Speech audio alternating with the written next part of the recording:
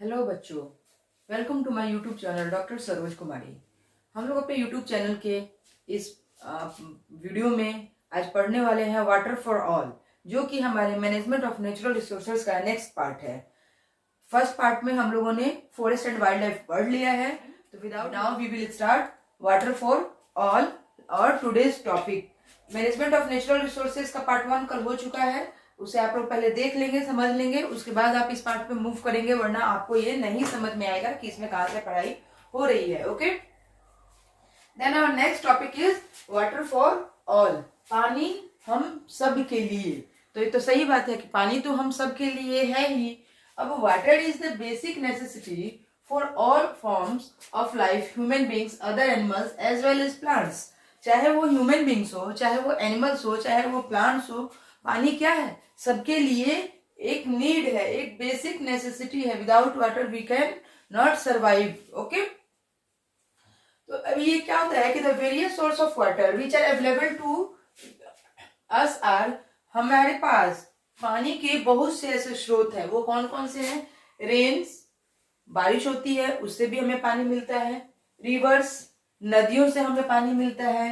Okay, lakes, ponds, wells, oceans and glaciers. Glaciers जो mountain होते हैं, उनपे जो बर्फ होती है वो जब पिघलती है तो उसका पानी पिघलने से क्या होता है, पानी जो होता है वो नदियों में जाके मिलता है और वो पानी फिर नदियों से हम तक पहुंचता है, हम उसे यूज करते हैं। तो ये सब हमारे सोर्स ऑफ वाटर हैं कि हमें पानी कहाँ से मिलता है, राइट।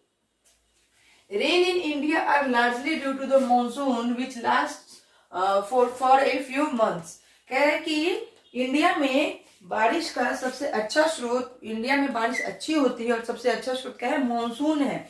मॉनसून जब साल के लास्ट के महीनों में जब आता है तो उस समय बारिश अच्छी होती है। Some artificial lakes have also been made at various places to store rain water to meet the increasing demand for water. क्या कुछ तो हमारे नेचुरल लेक्स हैं जो हमारे नेचर ने बनाए हैं, बट कुछ मैनमेड लेक्स भी हैं जिसे हम आर्टिफिशियल लेक कहते हैं। उनसे क्या होता है कि जब बारिश होती है तो वो लेक्स फिल हो जाते हैं और उस समय क्या होता है कि हम उस पानी का, उस लेक के वाटर का यूज हम लोग अपने बेसिक नेसेसिटी के लिए कर पाते हैं। ओके, और डिस्पाइट ऑफ ये नेचुरल, ये जो आर्टिफिशियल लेक है ये क्यों बनाए गए? जब नेचर ने हमें लेक दिया ही था तो हमने आर्टिफिशियल लेक क्यों बनाया? क्योंकि हमारे वाटर की नेसेसिटी इतनी बढ़ती जा रही है, इंक्रीजिंग डिमांड हो रही है वाटर की, so we can make artificial lakes. Despite of good rains we are not able to meet the demand for water for all the people. हमारे यहाँ, हमारे इंडिया में अच्छी खासी बारिश होती है, उसके बाद भी यहाँ पे वाटर की स्कैर्सिटी रहती है। यहाँ पे पानी की, शुद्ध पानी की कमी होती है। आखिर ऐसा क्यों होता है? जबकि यहाँ वर्षा होती है, यहाँ पे पानी के अच्छे स्रोत भी है, फिर भी पानी कम ही रहता है। ऐसा क्यों होता है? Because of population in increases rapidly. हमारी जनसंख्या जो है वो बहुत तेजी से ग्रो कर रही है और उस ग्रोइंग डिमांड को, ग्रोइंग पीपल के जो डिमांड है वाटर की, वो फुलफिल नहीं हो पा रही है। The high yielding varieties of crops require much more water for irrigation. अब हम लोग, हमारे जो फार्मर्स हैं, हमारे जो साइंटिस्ट हैं, ये लोग क्या कर रहे हैं कि क्रॉस ब्रीडिंग करा के प्लांट्स की एक से एक वेराइटी बना रहे हैं। तो जब प्लांट्स की हाई यील्डिंग वेराइटी है जिससे फसल अच्छी होगी और हमारी जो क्या होती है फूड की नीड कंप्लीट होगी, तो वो जो हाई यील्डिंग वेराइटीज है फसलों की, वो क्या कर रही हैं कि उन्हें बहुत ज्यादा वाटर चाहिए इरिगेशन के लिए। बट जो नेचुरल यील्डिंग है, जो नेचुरल प्रोसेस है यील्डिंग की, उसमें उतने वाटर की जरूरत नहीं होती है। तो जैसे जैसे समय बदल रहा है, क्रॉप्स की वेराइटीज बदल रही हैं, हाई यील्डिंग क्रॉप्स क्रॉसब्रीड कराए जा रहे हैं, देन वो क्या हो रहा है कि उनको पानी ज्यादा चाहिए। तो जब पानी पहले जितना था उससे नीड बढ़ गई है, तो उससे क्या हो रहा है कि अच्छे वाटर की कमी हो रही है। The changing of life style, people is consuming more water. पहले क्या हुआ करता था कि लोग हाथों से ही कपड़े धो लिया करते थे। पहले होता था कि लोग बाल्टी में पानी भर के मग से नहाते थे। लेकिन अब क्या हो रहा है कि लोगों का लाइफस्टाइल चेंज हो रहा है। लोग अपने घर में झरने लगा रहे हैं, फुहारे लगा रहे हैं, लोग बाथटब में नहा रहे हैं, लोग स्विमिंग पूल बना रहे हैं। तो ये सब क्या है कि वाटर का मोर यूज हो रहा है और उससे हमारे वाटर की स्कार्सिटी रह रही है हमेशा। कपड़े धोने के लिए पहले लोग हाथ से कपड़े धोते थे, बाल्टी में उसको कपड़ों को अच्छे से धोकर खंगाल के निकाल लेते थे। अब क्या हो रहा है कि लोग वॉशिंग मशीन यूज कर रहे हैं, वॉशिंग मशीन में ज्यादा डिटर्जेंट यूज हो रहा है, ज्यादा वॉशिंग मशीन में कपड़े धो भी रहे हैं, उसमें वाटर डालने के बाद कपड़े सूख भी रहे हैं, उसको कपड़ों को खंगाला भी जा रहा है, उसको सुखाया भी जा रहा है। तो इससे क्या हो रहा है कि वाटर की यूज जो है वो बढ़ गई है। तो हमारे पीपल का जो लाइफस्टाइल चेंज हुआ है उसके हिसाब से उन लोगों ने क्या किया है, पहले मिट्टी के घर हुआ करते थे, उनको एक बार लिख दीजिए, गोबर से पीली मिट्टी से उनको पुताई कर दी जाती थी, तो वो सप्ताह तक ऐसे ही चलता था, रोज रोज लिपाई पुताई नहीं हुआ करती थी। तो वहां क्या था, वाटर की यूज कम थी। लेकिन अभी क्या है कि फर्श और टाइल्स मार्बल्स लग गए हैं घरों में, अब उनको पोछा मारने में क्या होता है कि डेली बाल्टी के बाल्टी पानी लोग बर्बाद कर रहे हैं। क्या तो हम सफाई कर रहे हैं, सफाई के नाम पे वाटर का इतना मिस यूज हो रहा है जिससे वाटर की स्कार्सिटी होते जा रही है। ओके, तो ये था हमारा, ये लोगों के लाइफस्टाइल में चेंजिंग आई है, उनके रहन सहन में बदलाव आया है, जिससे क्या हो रहा है कि पानी की कमी हो रही है। Discharge of untreated sewage and industrial waste into the rivers and lakes reduces the availability of usable water.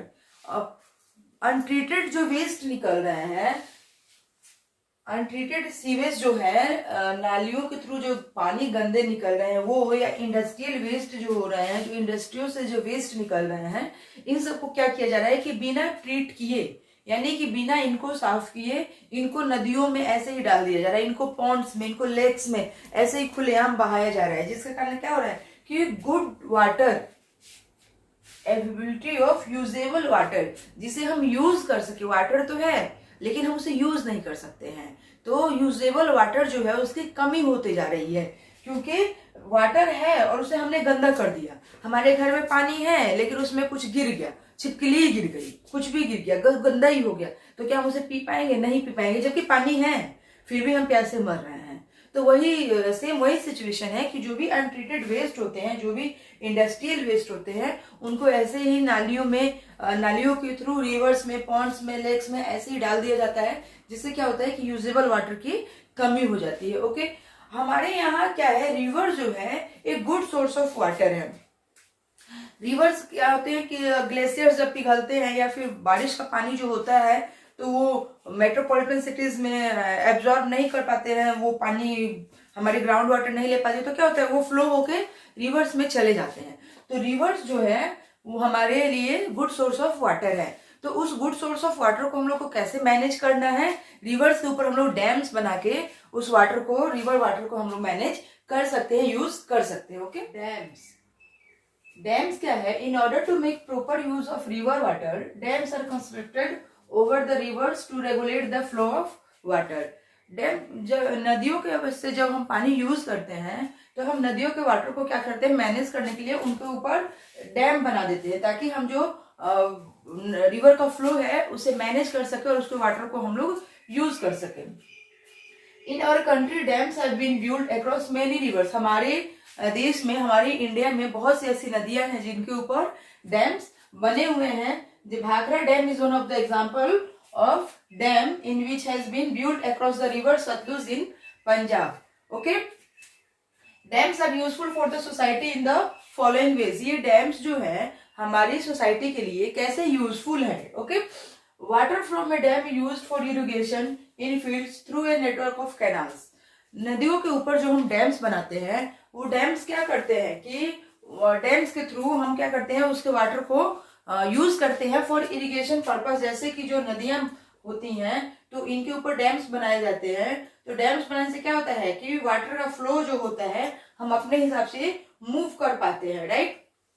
ये क्या होता है कि अगर इरिगेशन फील्ड इधर है, अगर ये इधर क्रॉप फील्ड है, तो क्या होता है कि हम यहाँ से क्या करते हैं, नदियों का कटाव लगाकर और डैम्स के थ्रू इधर से वाटर सप्लाई मूव कर लेते हैं और उससे हम अपने, उस वाटर को हम अपने इरिगेशन में यूज करते हैं। Okay, water from a dam is supplied to the people in towns and cities through pipelines after suitable treatment. जो नदियों पे डैम बनते हैं तो उनके वाटर को क्या किया जाता है कि पहले प्रॉपर ट्रीटमेंट किया जाता है उन वाटर को। ओके, और देन उनको हम पाइपलाइन के थ्रू घरों तक पहुंचाया जाता है जहां पानी की स्कार्सिटी होती है।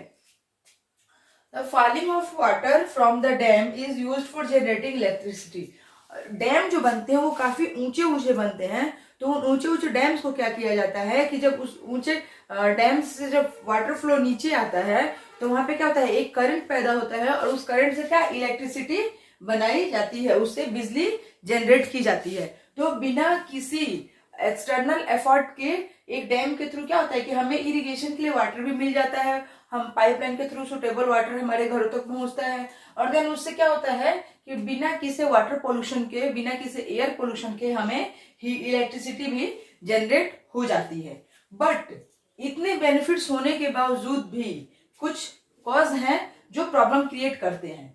The public opposition to the construction of large dams on rivers is क्या है कि इतने बेनिफिट्स हैं कि उसे हम उस वाटर को हम यूज कर रहे हैं फॉर इरिगेशन के लिए, फॉर अपने डेली नीड्स के लिए, ओके, जनरेट इलेक्ट्रिसिटी के लिए। उसके बावजूद भी क्या रीजन है कि जो पब्लिक है, जो हमारी सोसाइटी है, वो अपोजिशन रहती है, वो उसको मतलब विरोध करती है, उसको सपोर्ट नहीं करती है कि नदियों पे बड़े बड़े डैम्स नहीं बनाए जाएं। क्यों? इसके रीजंस हैं। First reason is social problem. Social problem क्या है कि जब डैम्स बनाए जाते हैं तो वो काफी ऊंचे बनाए जाते हैं, वहां पे जो लोकल पीपल होते हैं तो उनको उससे हार्म होता है, उससे उनको हानि होती है।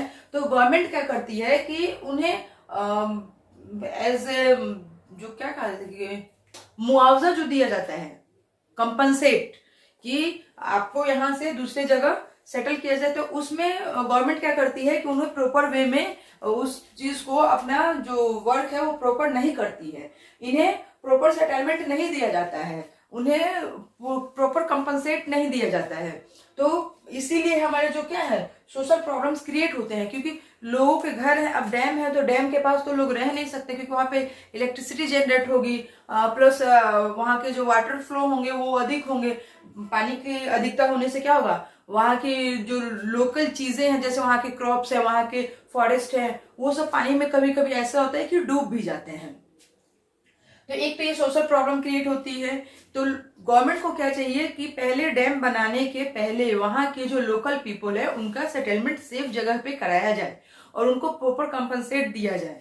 तो इसलिए तो इससे क्या होगा कि हमारी सोशल प्रॉब्लम नहीं होगी और हमारे सोशल जो लोग हैं, जो हमारे पब्लिक है, वो उसको अपोजिशन नहीं करेगी। देन इन्वायरमेंटल प्रॉब्लम्स क्या होता है कि जब डैम्स बनते हैं तो अभी मैंने बताया कि वहां की क्या होती है, वहां के नेचर को भी डिस्टर्बेंस होता है, वहां के इन्वायरमेंट को भी डिस्टर्बेंस होता है, और वहां के जो क्या कहते हैं लोकल लाइफ को तो डिस्टर्ब होता ही होता है, वहां के इन्वायरमेंट भी डिस्टर्ब होते हैं, जैसे कि वहां के फॉरेस्ट वगैरह को काट दिया जाता है, या फिर उनके फॉरेस्ट वहां पे जो छोटे मोटे लाइवलीहुड क्या होते हैं लाइवलीहुड वहां पे जो सोसाइटी होती है उनको प्रॉब्लम हो जाती है, इन्वायरमेंटल प्रॉब्लम। तो ये नहीं हो, गवर्नमेंट जब डैम कंस्ट्रक्ट करे तो उसे ये ध्यान रखना पड़े कि इन्वायरमेंटल प्रॉब्लम भी क्रिएट नहीं होनी चाहिए। देन उसके साथ साथ एक इकोनॉमिक प्रॉब्लम भी आती है। पब्लिक, कुछ लोगों का या कुछ पब्लिक ऐसा कहना है कि गवर्नमेंट जब डैम बनाती है तो क्या करती है कि काफी ऊंचा नहीं बनाती है, काफी ऊंचाई पे नहीं बनाती है, जिसका जो बेस्ट एग्जांपल है जो गंगा नदी पे टेहरी बांध बना था, टेहरी डैम, तो उस समय वहां पे उसका क्या किया गया था, अपोजिशन किया गया था कि नहीं, ये जो बांध है इस पे नहीं बनना चाहिए। और ये सरदार सरोवर बांध भी जब बना था तो उस समय भी उसके हाइट को लेके प्रॉब्लम क्रिएट हुई थी कि नहीं, उसका हाइट जो है डैम का वो और ऊंचा होना चाहिए। तो ये सब बेस्ट एग्जांपल्स हैं कि कहीं ना कहीं इकोनॉमिक प्रॉब्लम भी होती है। और पब्लिक का कहना है, कुछ लोगों का कहना है कि गवर्नमेंट जो है कि वो यहाँ पे गवर्नमेंट जो ये एक गवर्नमेंट पॉलिसी है, तो गवर्नमेंट जो है अपना तो यूज करती है, बस वहां के जो लोकल पब्लिक होते हैं उनके मनी का भी यहाँ पे मिसयूज किया जाता है, या ज्यादा से ज्यादा उनके मनी को भी यहाँ पे यूज किया जाता है। So this all three problems create public opposite the dams are never build on the river. Okay, water harvesting. Water harvesting क्या है कि जब डैम्स बनते हैं जो क्या होता है कि हमने डैम्स बना के कुछ वाटर्स को सेव किया, उनसे अपने तक उनकी पहुंच बनाई। देन एक टर्म आता है water harvesting. Some of the methods used for water harvesting by rural people are digging of small pits. Rural people जो है वो क्या करते हैं कि वाटर हार्वेस्टिंग के लिए क्या करते हैं कि डिगिंग ऑफ स्मॉल पिट्स, छोटे छोटे गड्ढे खोदते हैं, उनके ऊपर प्लास्टिक डालते हैं और उसमें वाटर कलेक्ट करते हैं। Building of small earthen dams, वो जमीन के नीचे छोटे छोटे डैम्स भी बनाते हैं।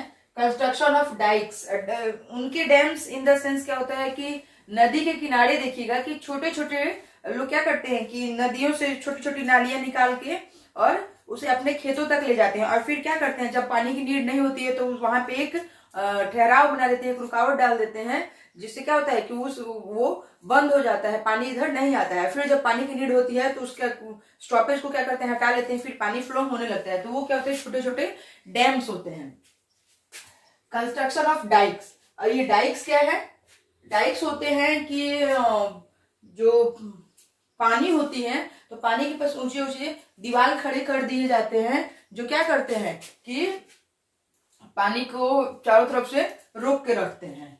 Setting up of the roof top water collecting units, वो अपने छत के ऊपर क्या करते हैं, वाटर कलेक्टिंग यूनिट्स बनाते हैं। छत के ऊपर टंकी बना देते हैं छोटी छोटी ईंट सीमेंट की, और क्या करते हैं कि उसमें वो अपने रूफ के टॉप पे रख देते हैं, छत पे, और उसमें क्या करते हैं, पानी कलेक्ट करते हैं। Water harvesting technique use depend on the location where it is to be used. Water harvesting technique जो है, हम कौन सी टेक्निक यूज करें, ये डिपेंड करता है कि वो टेक्निक हम कहाँ यूज कर रहे हैं, वहां की लोकेलिटी कैसी है, वहां के का लोकेशन क्या है जहां पे हमें वाटर हार्वेस्टिंग टेक्निक का यूज करना है। कुछ फेमस वाटर हार्वेस्टिंग टेक्निक है अलग अलग स्टेट्स की, जिसे हम लोग डिस्कस करेंगे। Rain water harvesting is old practices in India. बहुत पुराने समय से ही हमारे इंडिया में क्या हो रहा है कि वाटर हार्वेस्टिंग की प्रोसेस चलती आ रही है। जैसे कि हमारा राजस्थान, यहाँ पे क्या है, खादीन, टैंक्स, नादीज बनाए जाते हैं, ये नाम है, जो क्या करते हैं उस मेथड से वो लोग पानी को हार्वेस्ट करते हैं। महाराष्ट्र में बंदरास या ताल्स, एमपी, मध्य प्रदेश एवं उत्तर प्रदेश में बूंदीज बनाई जाती है। हिमाचल प्रदेश में कुल्लूज होते हैं। जम्मू रीजन में पॉन्ड्स, वहां पे पॉन्ड्स बनाए जाते हैं वाटर हार्वेस्टिंग के लिए। केरला में सुरंगम्स के नाम से उसे जानते हैं। ये अलग अलग स्टेट के अलग अलग रीजन के अलग अलग हार्वेस्टिंग स्ट्रक्चर है कि वहां के लोग वाटर हार्वेस्टिंग कैसे करते हैं। Main purpose of water harvesting is, water harvesting जो हम करते हैं उसका मेन पर्पस क्या है।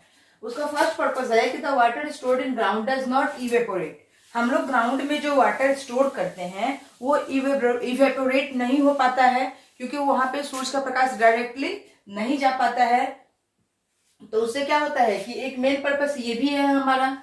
Second one is the water stored in ground spreads out to recharge the wells and provide moisture for the crops. क्या होता है कि ग्राउंड वाटर जो हम लोग स्टोर करते हैं तो उससे एक ये बेनिफिट होता है कि हमारे जो वेल्स होते हैं, हमारे जो कुएं होते हैं वो रिचार्ज होते रहते हैं। रिचार्ज इन द सेंस उसमें पानी बना रहता है, और then provides moisture to the crops, और उसके अगल बगल के जो क्रॉप्स होते हैं वहां पे उनको उनकी जड़ों में मॉइस्चर बना रहता है। Okay, the water stored in ground is protected from contamination by human and animal waste.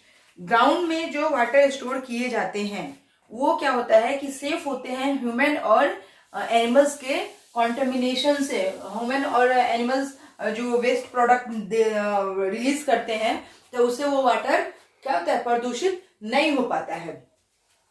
The water stored in ground is utilised for the benefit of local population. जो पानी यूज ग्राउंड वाटर में जो पानी store किया जाता है वो क्या होता है कि वहां की जो लोकल पॉपुलेशन होती है उसे यूटिलाइज कर पाती है, और उसे अच्छे से यूटिलाइज करके क्या होता है कि उनको पानी की कभी कमी नहीं होती है। तो अगर पानी जहाँ पे पानी की मात्रा जहाँ ज्यादा है वहां का वाटर क्या है, कॉन्टेमिनेट, वहां के वाटर प्रदूषित है और यूजेबल वाटर नहीं है, तो वहां उसलिए पानी की कमी बनी हुई है। लेकिन जो ऐसे स्टेट है जहाँ पे पानी ऑलरेडी कम है ही, जैसे राजस्थान रेगिस्तानी इलाका है, तो वहां पे ऑलरेडी पानी की कमी होती है, तो वहां पे वाटर हार्वेस्टिंग का प्रोसेस जो है किया जाता है, ताकि वहां पे भी वाटर प्रॉपर मात्रा में सुटेबल सबको मिल पाए। Okay, then our last topic is oil and petroleum. Oil and petroleum है कि जैसे वाटर हमारे लिए जरूरी है, फॉरेस्ट हमारे लिए जरूरी है, वाइल्ड लाइफ हमारे लिए जरूरी है, वैसे ऑयल एंड पेट्रोलियम भी एक नेचुरल रिसोर्स है जिसे मैनेज करना हम लोगों का कर्तव्य बनता है, जिसे मैनेज करना हमारी नीड बनती है। Oil and petroleum are called fossil fuels. Oil और पेट्रोलियम को फॉसिल फ्यूल्स भी कहा जाता है। Oil and petroleum are the natural resources which are important source of energy for us. Oil और पेट्रोलियम जो है ऐसे नेचुरल रिसोर्सेस हैं जो क्या करते हैं कि इंपॉर्टेंट सोर्स ऑफ एनर्जी, जो एनर्जी का इंपॉर्टेंट सोर्स है हमारे लिए। फॉसिल फ्यूल क्यों कहा जाता है? क्योंकि ऑयल और पेट्रोलियम का निर्माण कैसे होता है? जमीन के नीचे धीरे धीरे धीरे धीरे कई वर्षों तक कई सतहों के नीचे दबकर क्या होता है, इनका निर्माण होता है। Oil is use to as a fuel in homes and industries. कोयल का यूज जो है, कोयले का यूज हम लोग कहाँ करते हैं? घरों में या इंडस्ट्रियों में ईंधन के रूप में उसका उपयोग किया जाता है। आज भी रूरल एरिया में देखिएगा, गांव में लोग चूल्हे पे खाना बनाते हैं जहाँ पे क्या होता है, कोयले का यूज होता है। आज भी कितने होटल्स ऐसे हैं जो चाय वगैरह बनाते हैं, देखिए उनकी अपने जो चाय बनाते हैं उस चूल्हे में वे लोग कोयले का यूज करते हैं। कई इंडस्ट्रियां जो है, हमारी इंडस्ट्री जो है वो भी कोयले का एज ए फ्यूल यूज करती हैं। Petroleum products are used in as fuels in transport of run vehicles. बहुत हमारे जितने भी व्हीकल्स हैं, अब तो सीएनजी व्हीकल्स भी आ रहे हैं, इलेक्ट्रिक व्हीकल्स भी आ रहे हैं, बट मोस्टली व्हीकल्स जैसे स्कूटर्स हैं, कार्स हैं, ट्रक है, बस है, इवन एरोप्लेन है, ये शिप है, ये सब क्या है, ये ऐसे व्हीकल्स हैं जो पेट्रोलियम प्रोडक्ट्स को एज ए फ्यूल यूज करते हैं। Kerosene and LPG obtained from petroleum. Kerosene और LPG, LPG liquefied petroleum gas या लिक्विड पेट्रोलियम गैस भी जिसे कहा जाता है, जिसे हम अपने घरों में सिलेंडर में भर के जलाते हैं। Kerosene and LPG obtained from petroleum are used as a domestic fuel for cooking food. Kerosene तेल का उपयोग भी हम लोग करते हैं, स्टोव में भर के केरोसिन से हम लोग खाना बनाते हैं। एलपीजी जो हमारे सिलेंडर में भरा हुआ होता है, ठीक है, उससे भी हम अपने घरों में क्या करते हैं, खाना बनाने का काम करते हैं। बट ये कोयल और पेट्रोलियम जो है हमारे अर्थ पे बहुत ही लिमिटेड है। ओके, कोयल and petroleum in the earth are limited. कोयल और पेट्रोलियम जो है वो हमारे अर्थ पे काफी लिमिटेड मात्रा में है। कोयल and petroleum we are formed from the degradation of biomass, degradation of biomass of plants and animals respectively buried deep under the earth millions of years ago। Plants और एनिमल्स का जो degradation होता है, तो वो क्या होता है कि डिग्रेडेशन ऑफ बायोमास के थ्रू वो अर्थ के नीचे दब जाता है और उसी के नीचे कई वर्षों तक वो जलते रहता है और उससे क्या होता है, कोयले और पेट्रोलियम का निर्माण होता है। We obtain coal from coal mines dug into the earth. हम लोग धरती को खोद के, कोयल माइंस जो होता है, कोयले की खान होती है, माइंस मीन्स कोयले की, कोयल माइंस कोयले की खान, उसको खोद कर वहां से क्या होता है, कोयला प्राप्त किया जाता है। And petroleum is obtain digging the oil Wales.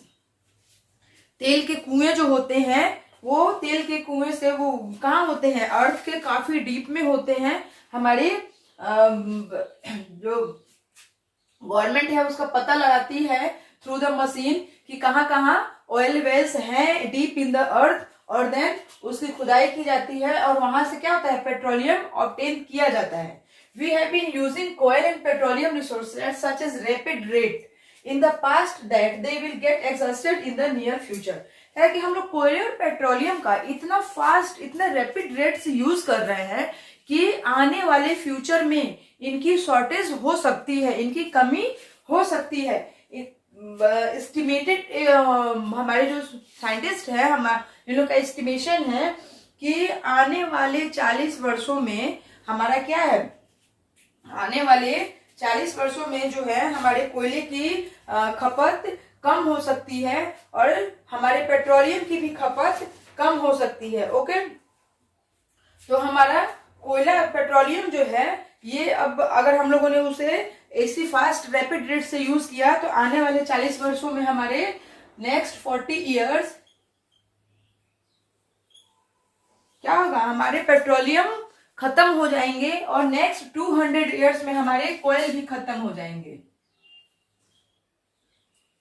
आने वाले 200 साल में हमारा जो कोयला है, कोयले की खाने खाली हो जाएंगी और कोयला खत्म हो जाएगा। तो जो जितना अभी तक हमारे पास कोयल और पेट्रोलियम है उसका यूज अगर हम लोग प्रॉपर वे में करें तो क्या होगा कि जब तक ये खत्म होगा तब तक डिग्रेडेशन ऑफ बायोमास के प्रोसेस से फिर नया बनेगा। तो हमें कोयल और पेट्रोलियम का यूज काफी केयरफुली करना चाहिए और इनकी खपत को कम करना चाहिए, इनको बचाना चाहिए। कुछ स्टेप्स हमें क्या करते हैं, कुछ स्टेप्स हमें अपनाने चाहिए जिसके थ्रू क्या होगा कि हमारी कोयले की जो खपत है वो कम हो जाएगी। जैसे कि हम लोग जब घर से कभी भी बाहर निकले तो अपने रूम्स के लाइट, फैंस, बल्ब्स ये सब बंद करके निकले, जिससे क्या होगा, इलेक्ट्रिसिटी की खपत कम होगी और इलेक्ट्रिक अप्लायंसेस जो होंगे वो हमारे सेफ रहेंगे।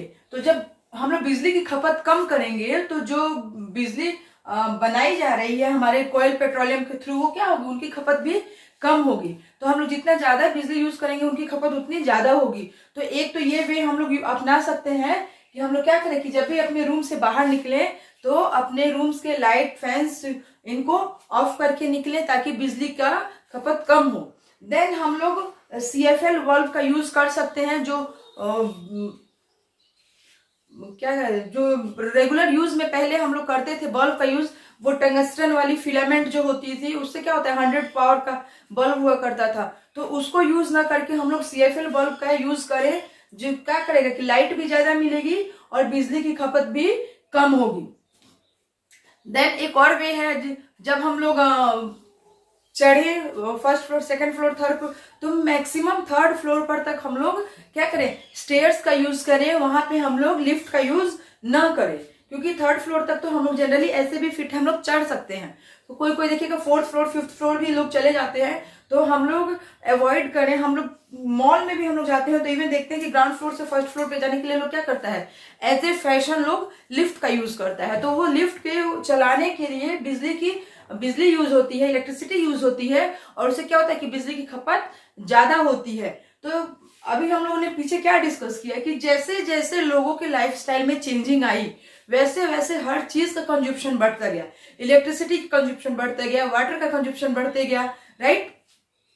तो हम लोग सीढ़ियों पर चढ़ने के लिए लिफ्ट का यूज ना करके खुद से सीढ़ियों पर चढ़े तो उससे क्या होगा कि हम लोग बिजली की खपत को कम कर सकते हैं। देन नेक्स्ट डिस्कस करते हैं हम लोग कि हम लोग जो किचन में खाना बनाते हैं, तो खाना बनाने टाइम हम लोग क्या करते हैं, हम लोग दाल है, सब्जी है, तो इस चीज को हम लोग क्या करें, हम लोग कुकर में बनाएं। हम लोग जो सब्जी कढ़ाई में बनाते हैं तो उसे हम लोग बनाने के लिए अगर कुकर का यूज करें तो जितना पेट्रोलियम, जितना LPG हम लोग यूज करते हैं सब्जी बनाने में या दाल बनाने में, तो उसे हम लोग चावल क्या करते हैं, पतीले में बनाना शुरू कर देते हैं, ओपन यूटेंसिल्स जिसको हम लोग बोल सकते हैं। तो उसका होता है कि भाप बाहर निकलते रहती है और चावल को पकने में ज्यादा टाइम लगता है। सब्जी जो हम कढ़ाई में बनाते हैं उसको भी पकने में ज्यादा समय लगता है, जिसमें हमारा LPG ज्यादा यूज होता है। तो अगर ये सब खाना हम लोग कुकर का यूज करें और या फिर हम लोग ये कह सकते हैं कि कम समय में खाना भी हमारा अच्छा तैयार होगा, टेस्टी होगा और हमारे LPG की खपत भी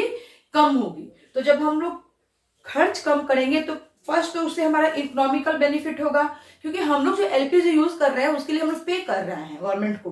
तो जो हम लोग खपत ही कम करेंगे तो हमें पे भी कम करना पड़ेगा। तो एक तो ये हमारा ही इकोनॉमिकल बेनिफिट हुआ, प्लस वो कहीं ना कहीं हमारी फ्यूचर जनरेशन के लिए भी सेफ होगा, क्योंकि हम लोग जो कम यूज करेंगे तो उसका खपत भी कम होगा और खपत कम होगी तो उसका बचत होगा। देन हम लोग क्या कर सकते हैं कि we use the of biogas as domestic fuel should be encourage in the rural areas. जैसे गांव देहात में क्या होता है कि हम लोग वहां पे बायोगैस का मतलब वहाँ के लोगों को इनकरेज कर सकते हैं कि आप लोग बायोगैस का यूज कीजिए, एलपीजी का यूज न करें। अब बायोगैस के लिए क्या करना होगा कि वहाँ के लोकल पीपल जो है वो क्या करते हैं कि जितने भी वहाँ के वेस्टेज होते हैं, vegetable waste, fruit waste, cow dung, इन सब को क्या करते हैं एक पिट में बंद कर, पिट खोदते हैं, गड्ढा खोदते हैं, उसमें डाल देते हैं और उसको कवर कर देते हैं। देन क्या होता है कि आफ्टर सम ईयर्स उसमें से एक गैस निकलती है जिसे हम लोग बायोगैस कहते हैं। तो और उस बायोगैस का सप्लाई पाइप के थ्रू घरों में कर दिया जाए, ठीक है। और देन उससे क्या होगा, ये बेनिफिट होगा कि हमारी जो ये एलपीजी की खपत कम हो जाएगी, ठीक है। अब क्या होता है कि पोल्यूशन भी कॉज्ड होता है। ऑयल और पेट्रोलियम जब हम लोग यूज करते हैं उससे पोल्यूशन भी कॉज होता है। वो क्या पोल्यूशन होता है कि जब हम लोग ऑयल पेट्रोलियम को जलाते हैं तो उससे कार्बन डाइऑक्साइड, वाटर, सल्फर, इस टाइप की गैस निकलती है और जो क्या होती है कई तरह की बीमारियों को जन्म देती है। सल्फर डाइऑक्साइड क्या करता है कि वो हमारे लंग्स पे अटैक करता है और हमें कभी कभी देखिएगा कि कहीं हम खड़े हैं या कहीं ऐसी जगह पे हैं जहाँ पे सल्फर डाइऑक्साइड की मात्रा ज्यादा है, वहां पे कोई कोयल वगैरह जल रहा है तो वहाँ सल्फर डाइऑक्साइड की मात्रा ज्यादा हो जाती है, जो सल्फर डाइऑक्साइड हमारे लंग्स तक जाता है और हमारे लंग्स के एयर प्रेशर को दबा देता है। तो उससे क्या होता है कि हमें घुटन सी महसूस होने लगती है। तो ये भी एक बीमारी का कॉज है, ठीक है। कार्बन डाइऑक्साइड पॉइजनस गैस भी बनाती है, जैसे कार्बन मोनोऑक्साइड। ये क्या करती है कि हमारे ब्लड स्ट्रीम में जाती है और हमारे आरबीसी को क्या करती है, ब्लड सप्लाई करने, ब्लड में ऑक्सीजन सप्लाई करने से भी रोकती है। तो ये भी एक हानि होती है। और ज्यादा से ज्यादा बर्निंग ऑयल पेट्रोलियम का क्या करता है कि ग्रीन हाउस इफेक्ट पर भी प्रभाव डालता है। तो ये सब कुछ ऐसे कारण हैं जिनसे क्या होता है कि ऑयल और पेट्रोलियम के ज्यादा यूज से हमारी हेल्थ प्रॉब्लम भी इंक्रीज होती है। और इसी टॉपिक के साथ हम लोगों ने डिस्कस कर लिया ऑयल और पेट्रोलियम कि ये लिमिटेड सोर्स कैसे हैं, इनको हम लोग कैसे कम से कम यूज करें और इनके बर्निंग से क्या क्या प्रॉब्लम कॉज होती है। इसी के साथ ही हमारा ऑयल और पेट्रोलियम के साथ ही हमारा मैनेजमेंट ऑफ नेचुरल रिसोर्सेज का ये टॉपिक कंप्लीट होता है। और इसी टॉपिक के साथ कंप्लीट होती है हमारी क्लास 10th की बायो। ओके, आप इस वीडियो को देखिए, लाइक और सब्सक्राइब कीजिए, अपने ग्रुप्स में इसे शेयर कीजिए और मिलते हैं हम एक नए समय पर एक नए वीडियो के साथ जिसमें हम शुरू करेंगे क्लास 11th की बायो। तब तक के लिए थैंक यू वेरी मच।